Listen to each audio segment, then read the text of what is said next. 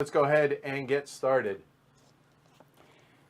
Underwater cities, the next frontier. The Earth is overpopulated. The colonization of Mars is always 4 decades away. Only one avenue is open for human expansion: the world under the sea. Players compete to build the best underwater nation, an archipelago of undersea cities connected by a network of transportation tunnels. Kelp farms and desalination plants will provide your people with food and water. Laboratories will give you the knowledge you need to run everything more efficiently. Perhaps you will even be able to build symbiotic cities, fully integrated with the underwater ecosystem. Beginning as a single city, you will expand your network, connecting it with the coastal metropolises. At a time when hunger has exceeded agricultural output and water shortages strain the bonds of the Federation of Nations, you will build a nation that is self-sustaining, perhaps even someday exporting your products to those who have been left ashore. This is your task. This is your destiny. The world's hopes lie in your underwater cities. No pressure. Jeez, seriously. All right, so here we go. So high-level overview to start. In each round, players are going to take turns choosing an action while simultaneously playing a card from their hand. If the card matches the color of the chosen action, green, red, or yellow, in addition to taking the action, the player may also gain the benefit of the card played.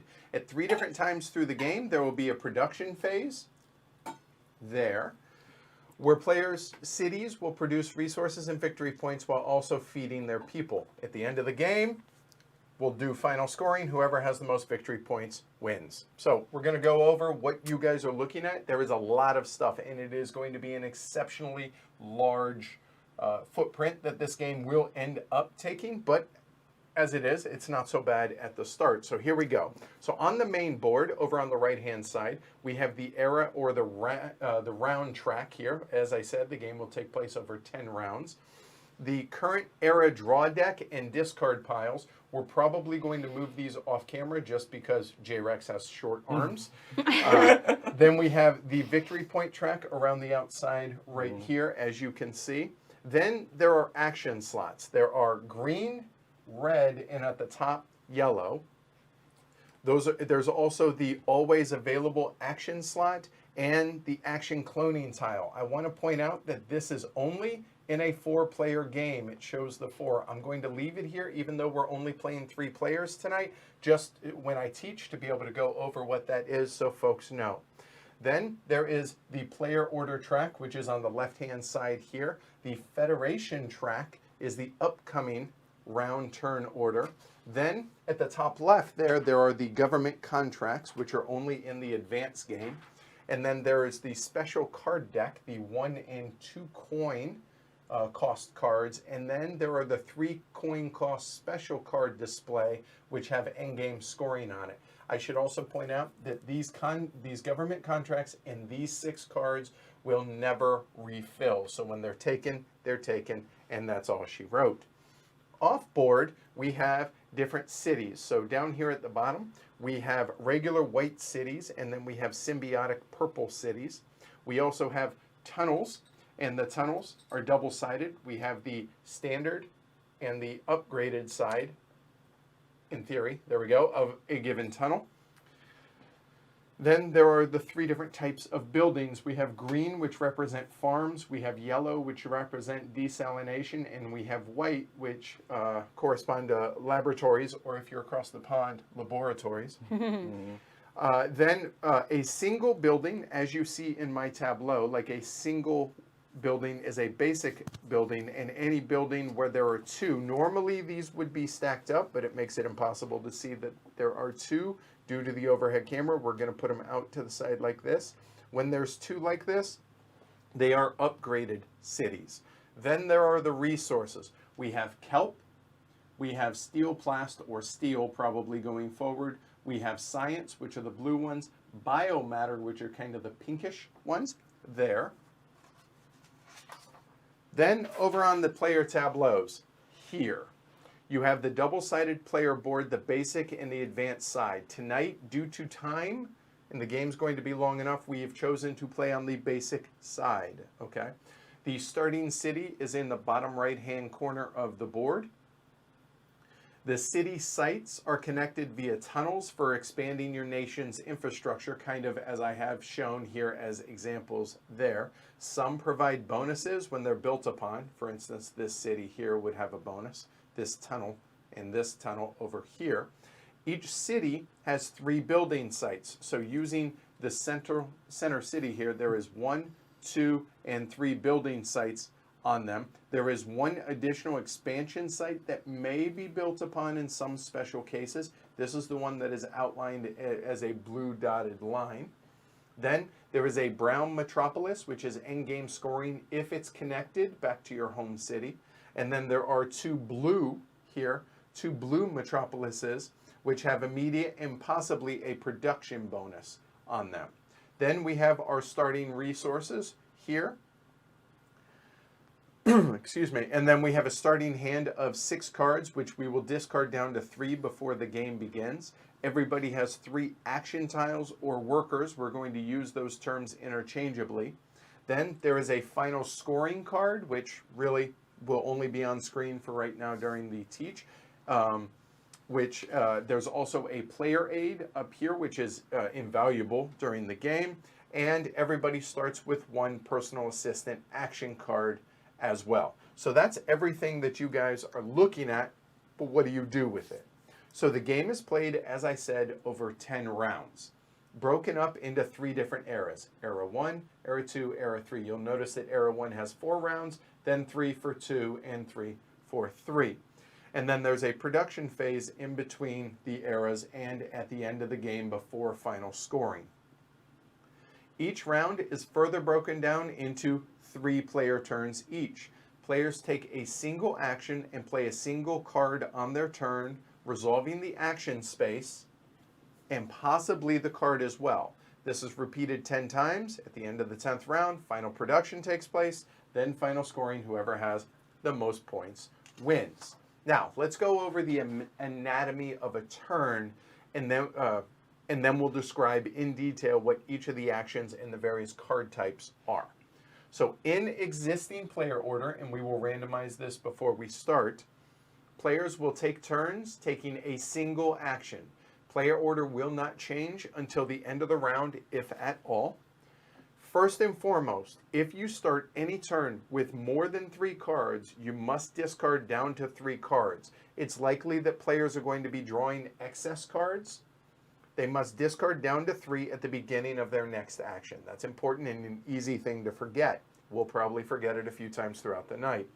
They then choose a single available action space, the green, the red, or the yellow spaces there, placing 1 of their action markers on the selected action.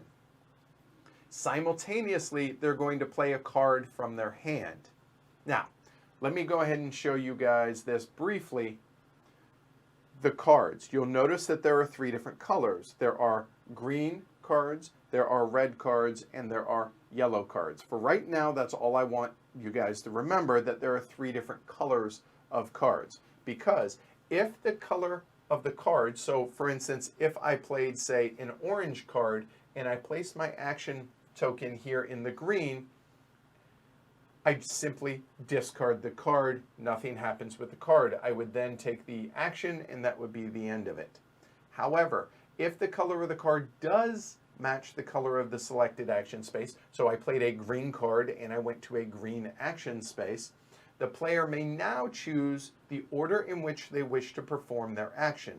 You could do the action space first in its entirety, or whatever you choose to do of it, and then the card just played, or vice versa. Whatever order they choose, they have to complete one before moving on to the other. So for instance, if I went over here, I could not build 1 desalination plant, go do my card, and then come back and build the second. That's a no-no. You either do this first or the card, or one or the other in its entirety, and then you move on.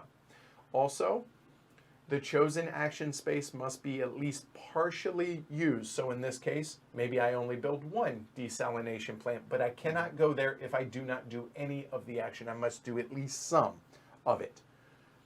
The card played, however, does not have to be used at all. Even if I played a green card, I still could just discard the card if I don't want to use it, which is probably going to be rare, but it's possible.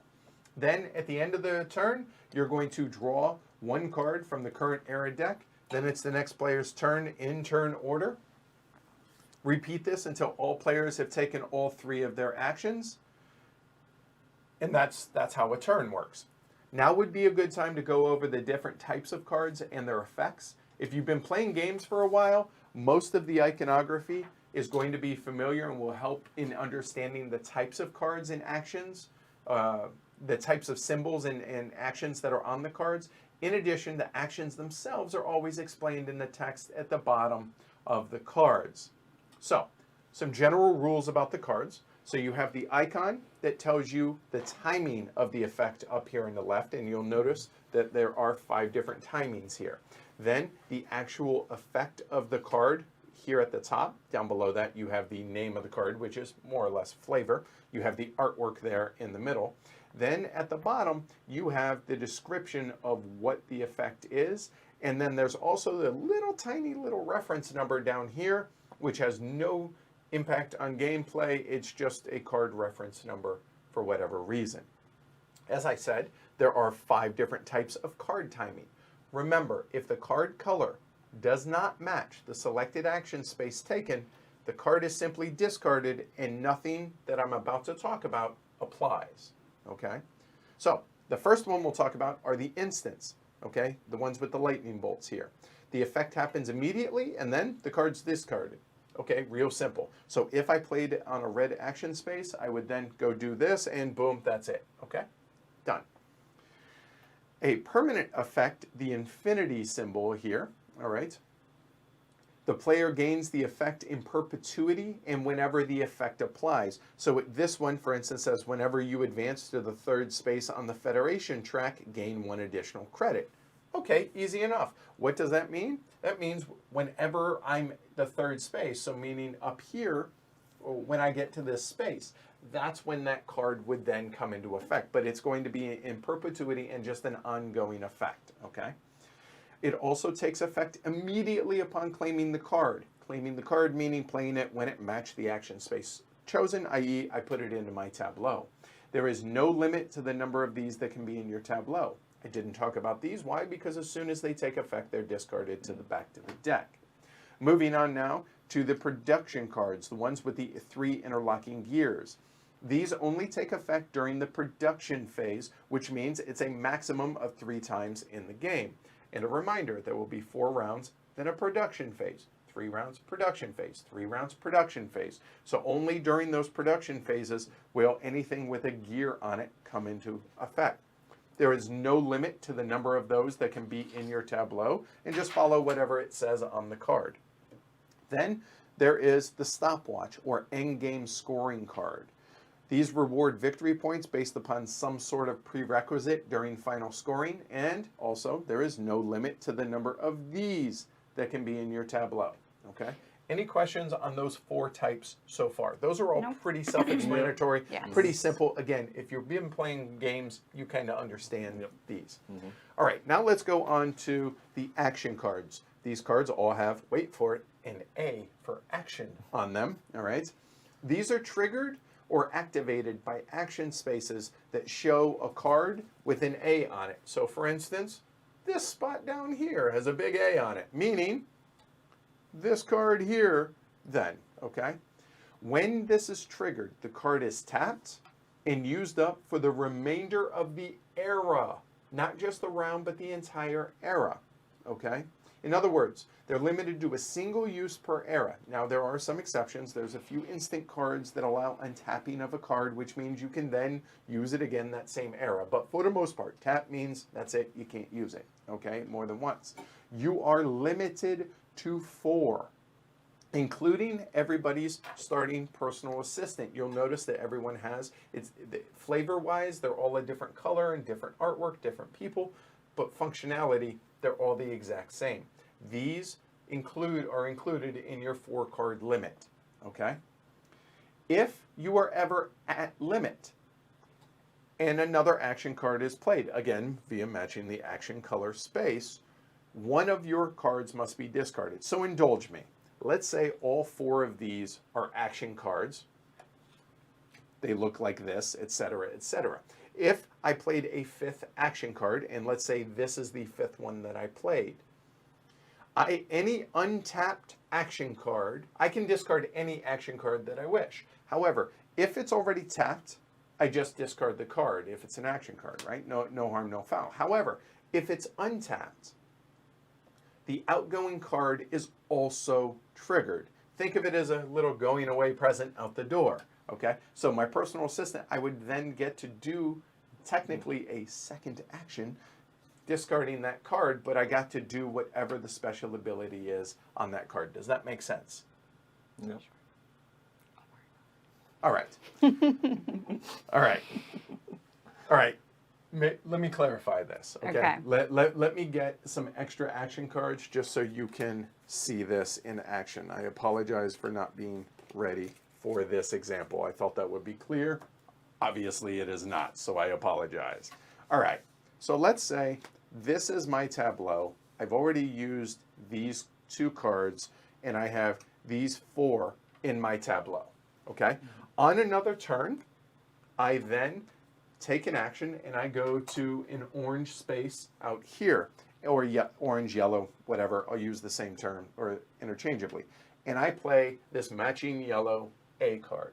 That is now 1, 2, 3, 4, 5 action cards. That is 1 more than I am allowed. When I played that, I now must discard 1 card. I could trigger this and then discard the new one that I just played. That's okay. I could just simply discard one of the ones that are already tapped out of play, or I could discard one of the untapped cards. So if I choose to do so, I would not only be able to trigger, or I would be able to do whatever the action is, and if it had an A card on it, then I would be able to do the action of the card I just played. But in addition to that, I'm also going to do the action of the untapped card that I'm discarding. So in this case, says I get 1 steel plast and 1 kelp. And then I discard that card out the door, but on the way out, it at least gave me the bonus. So it's kind of think of it as an instant on the way out the door, as long as it's untapped. Okay? Tapped? No. Untapped? Yes. Cool? That makes sense? All right. Cool. So there are special cards in the game. Okay, and the special cards are marked with an S on the back. Okay, those also, there are 2 groups of special cards. These cannot be drawn in the normal way at the end of your turn, etc. These are only available in the S action space. Thank you, Con. Right there. So you'll notice the green S right there. They're held in your hand and played as normal, matching action space, colors, etc., etc. And they also have an additional cost when you play them. And it's shown on here, whether that's 1 or 2 in this draw deck, or 3 for one of the endgame scoring cards. More on these later, okay? So let's go ahead and talk about the action spaces now, okay? We talked about how this works. You're going to place one of your workers out here on an associated action space and do whatever the action says. But we'll go ahead and talk about all the action spaces in order and make sure in detail to make sure that all of these are clear. So first off, if you go to this first location, you get to activate or trigger an A or an action card in your tableau, and you get 1 steel plast. Pretty simple, right? All right. The second place is build a tunnel, or, and you'll notice the slash, or get whatever's pictured here. So we'll talk about building the tunnel first. First off, they cost $1 and 1 steel plast. So now would be a good time to show you guys the player aids here a little bit. Okay, so let's take a look at the player aid. So here it shows everything that you can build. You have structures, the top 4, and then you have 2 types of cities here. So the tunnels, you'll see, cost 1 steel plast and $1, or 1 credit. We're going to call them dollars, whatever. So it costs $1 and 1 steel plast to then be able to build 1 tunnel. You place on the non-upgraded side, so I'll show you here, the non-upgraded side is like so, the upgraded side has the victory point on it right here, the little water drop. So we place it on the non-upgraded side, and you can place it on any site that is connected back to your starting city. So I have an example already set up here, as you can kind of see. My starting city is here. I've already built some tunnels out here. Excuse me, I'm sorry. So the available spaces in which I can build the tunnel is here, tracing back, here, tracing back, here, tracing back through tunnels that are existing back to my existing or my starting city, or to here. So those are my 4 available spaces. I place it out here, I build it, so on and so forth, okay? Tunnels are connected if you can trace a path through tunnels going through built cities or unbuilt city sites, but not through empty tunnel spaces. So for instance, if, for instance, those were not there, I could not build a tunnel here because it is not now traced back. I could only build that first or in one of these 2 spaces. That makes sense? Any questions on building a tunnel? All right, cool. Moving on. The other half of that right here says you get $1. You get to draw 2 cards from the current era deck and move up 1 space on the Federation track. All right, the Federation track determines the turn order for the following round. So if on my turn I went here and I say I don't want to build a tunnel, I want to do this. I'll get a buck, I draw 2 cards, and then I move up the Federation track here. If you move up to a space that shows some bonus, receive that from the supply, meaning $1, 1 steel plast, or 1 victory point. If 2 or more players are on the same space, so let's say we're up here and it's like this, the next turn order will be whatever's on top. So Johnny come lately, as we called it. So black would go first, orange is underneath, they would go second, and purple would be third. So those would be the next player order. And then after we have set player order, these would then reset back down to the bottom. That's the Federation track, okay? All right, so that is this space here. This one says you can build a city, regular or symbiotic, or get a kelp, which is food, okay? So building the city, let me show you guys again on the player aid. Building a city, you have 2 choices. If you're building a regular city, it will cost you 2 steel plast, 1 kelp, and $1. If you choose to build a symbiotic city, it is 1 steel, 1 kelp, 1 biomatter, and $2. These provide victory points at the end of the game and allow for production of attached buildings during production. We'll talk more about that here in a little bit. They must be built adjacent to existing cities, but don't have to be connected. So what does that mean? So you'll notice, let's say these tunnels are not yet built and I go to the space. I build, let's say, a regular city. Where can I place it? Well, right now, my only option are this space. Even though it's not connected, it's the adjacent to an existing city. I could then build it here as well because same rules. And I could build it here, same rules. If that were there, it makes no difference. So my 3 options are there, there, or there. So I cannot build in any of those 4 spaces because they are not directly adjacent to an existing city. Okay? Tunnels can be built later, but adjacent means a single tunnel site would have to connect it back to the network, tracing back to the starting city. So in other words, you can't do something like that because that's going to take more than 1 tunnel. Cool? All right, so that's building cities or getting a food. Okay, easy enough. The next action here is building 2 desalination buildings. These are individual actions. Build 1, then build another, or just build 1 if you wish. They may be placed in any open building space, not expansion spots. So for instance, if I wanted to build in this city, I cannot because that is an expansion slot. Those are all my available spots. I could build 1 here, or I could build here, or I could build on any of these out here as well because could not build in the middle. Yes, I can because, again, directly adjacent to where a city could be built. Follows the same rules, okay? The cost to be able to do so is for desalination, it's $1 per. And to do so, it's pretty simple. You take 1 yellow, and you place it wherever it is that you want to build it. Let's say I build it there. Boom, done. Okay? It produces during production if connected with a city to the network, tracing it back to the starting city. So what does that mean? Well, if, let's say, this were my existing city, we get to a production step, which is up here. If we were to do that, this city would produce, and these buildings would produce because they have an adjacent city and it's my starting city. These would produce because it does have an adjacent city to, or has a city there and it's connected. These, however, would not produce because even though they're connected to the network, alas, they do not have a city there, okay? Just like if it were reversed, if we had something like this, technically this city would produce, but it has no buildings. Ergo, it does not produce anything, but it will cost you upkeep. These buildings will not, okay? That makes sense?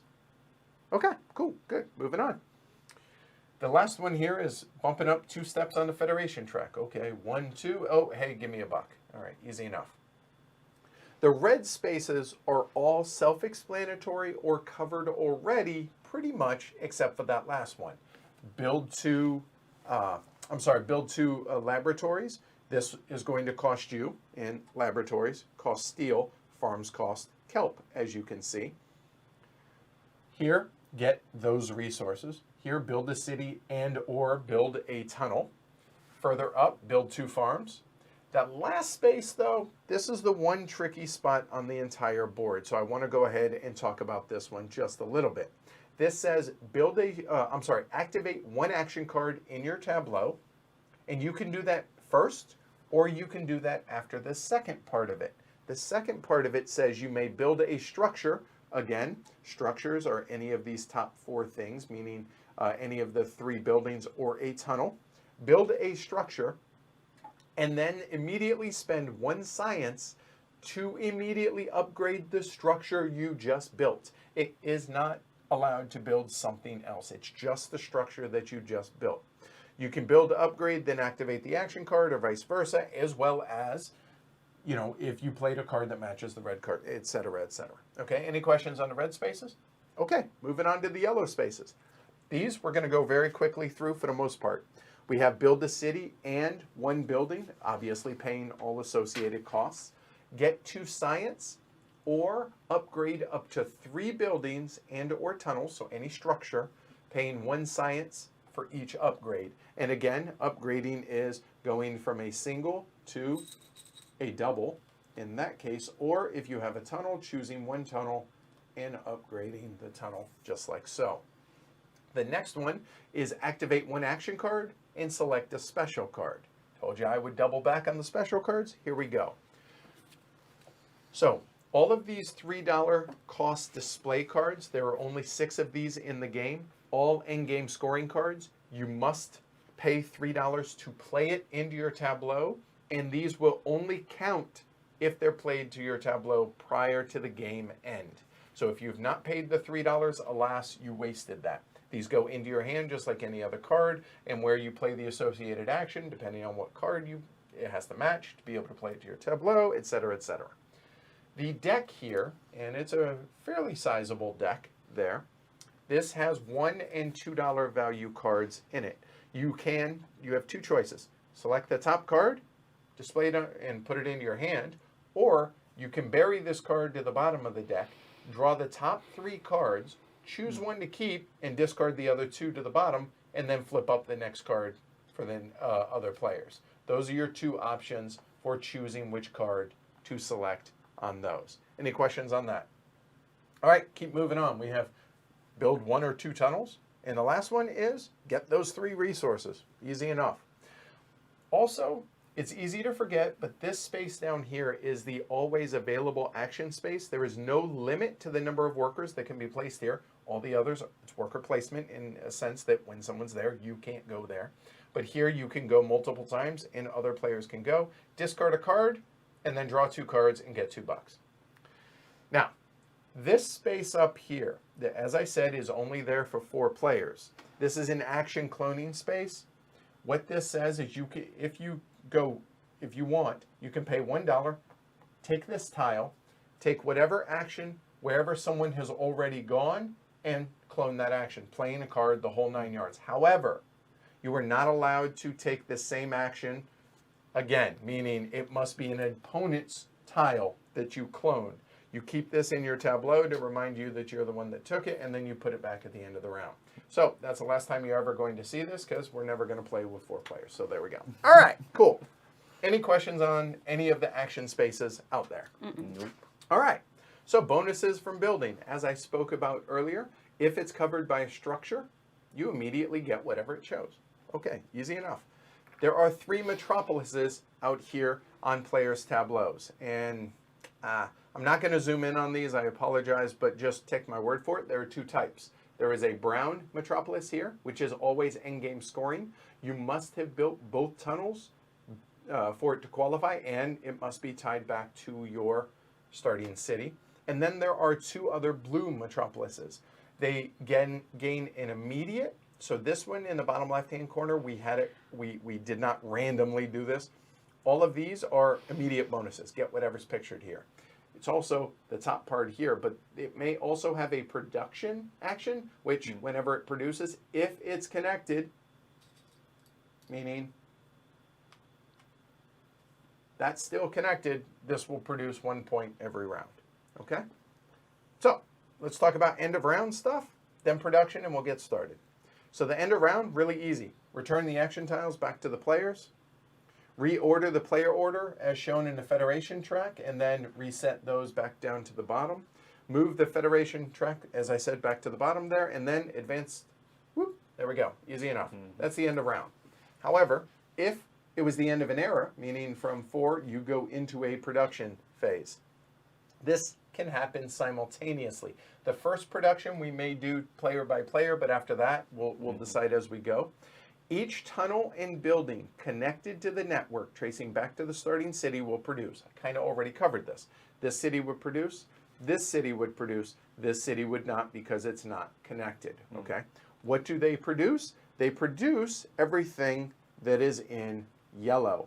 So if it is just a single level building, depending on the color of what it is, it produces those things. If it's a regular city, it produces nothing itself. If it's a symbiotic city, it produces 2 points. If it's an upgraded city, it produces more stuff. And if there are 2 upgraded buildings in the same city, it produces even more stuff. Pretty simple. Also, you'll notice that tunnels also will produce here whether they're upgraded or not. There's one important caveat on the tunnels.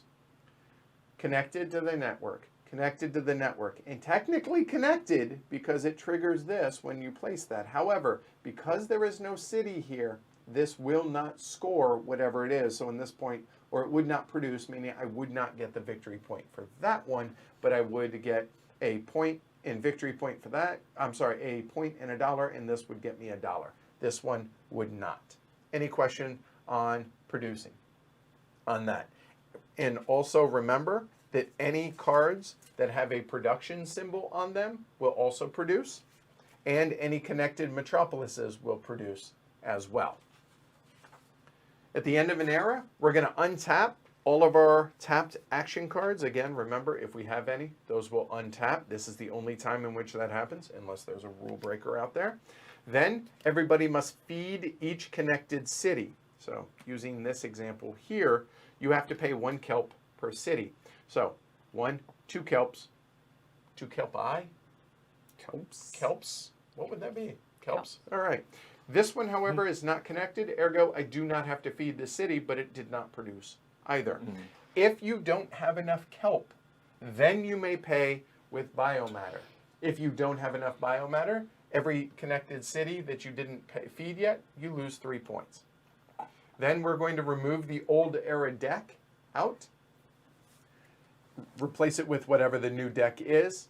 Then each player will draw 3 cards from the new era deck, and then before their turn they have to discard down to 3 just like normal. Advance the era marker, whoop, and start the next round. At the end of the game, 10 rounds, final production, and game scoring. Score any connected brown Metropolises first. Then we go into any endgame scoring cards, and again, those are the ones with the stopwatches on them like so. If a card shows resources for points, you discard the resources because you're buying the points with the resources. Then you score your network based on, right here, the end game scoring, sorry. Here, you're going to score your network depending on if it has a tunnel and if it has different buildings, it'll score different points, etc., etc. Then after that, we're going to turn in all of our resources for $1. Any biomatter for $2. Cash in all of our money for points. Whoever has the most points wins. And last but not least, if tied, turn order matters. And as it's explained in the game, politics matters. Ergo, politicking, i.e. moving up the Federation track, matters going into that final round. And that is how you play Underwater Cities.